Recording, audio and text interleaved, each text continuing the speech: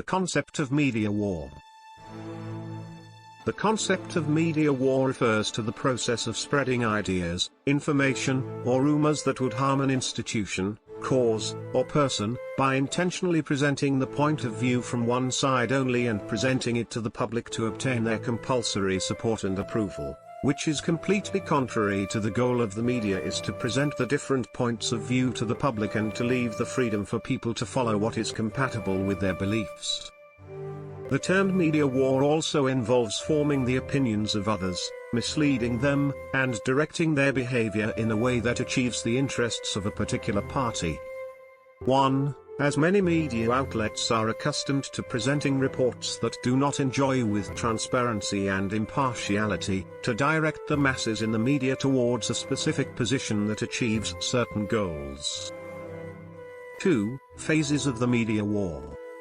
The media are preparing for a media war by following 4 basic stages as follows. The introductory stage. This stage consists in expressing growing concern about a specific phenomenon, like poverty, dictatorship, or chaos in the country.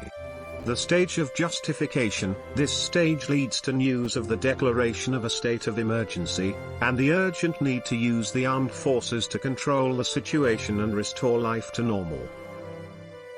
Implementation phase, during which public support is mobilized and opposition views are blocked by the media. Implications, through which the return to normal life is depicted. The foundations of a media war.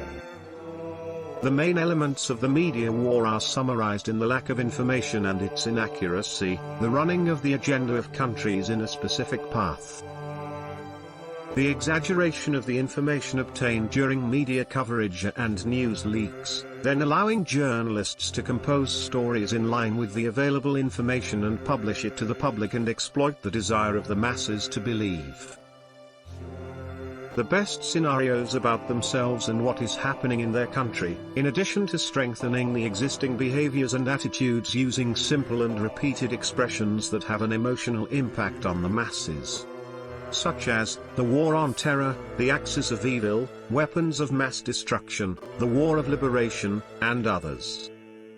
4. Media war strategies.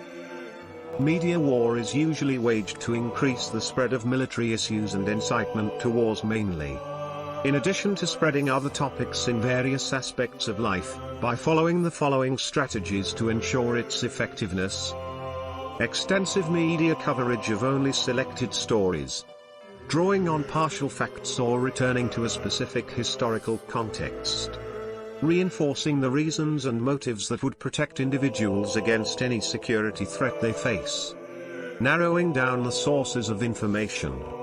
This is by reducing the number of experts who are hired to obtain in-depth information on an issue, or by dealing with sources of information issued by official authorities as real facts that do not need verification. Attempt to distort the image of the opposition party.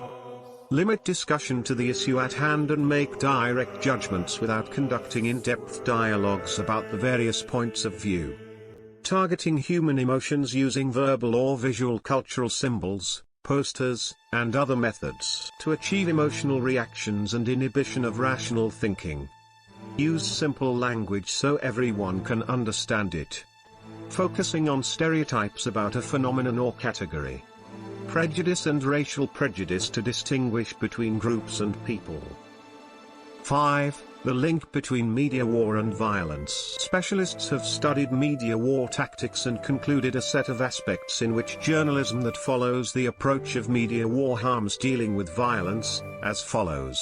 Double standard, that is, reducing the number of parties to local disputes to 2, despite the presence of other external parties.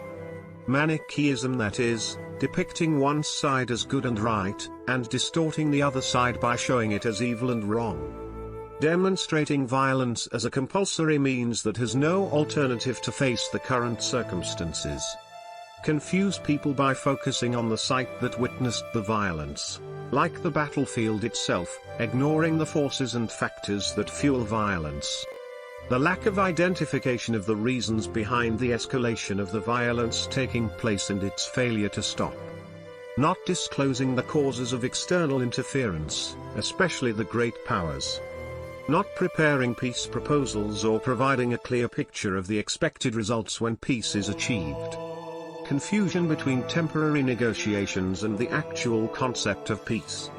Lack of media coverage of solutions and efforts needed to remedy the effects of conflict, which generates more violence.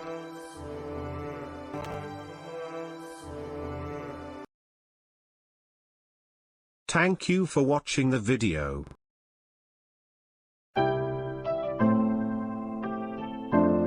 Do not forget to subscribe, like and share, so as to receive the new hot files.